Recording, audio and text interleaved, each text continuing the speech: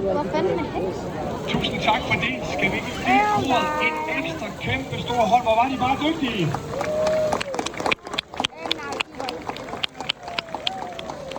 Det er noget helt særligt at være her så det så meget, som vi skal dele sammen i vores Aalborg.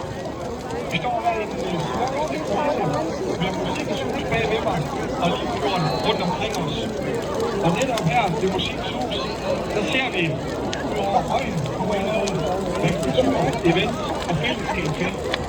Det kan give os en pause, og det kan give os glæde. Og om lidt så bliver Aalborg med endnu mere glæde ved det kæmpe store event. En storklipning kommer til Aalborg, og det glæder vi os til. Og jeg kan love jer for, at det bliver en større fodbold i det der der 42 af verdens smukkeste sejlskib ligger til kaj her på Strædskibet til 2. august. Så der er et rigtig program, som vi har været her til aften. Både koncerter her på Rimsiden og på Sydbusiden, der er underhøjende og hele ældre, både initiative i stemmen og til hele studerende med de bedste på livet.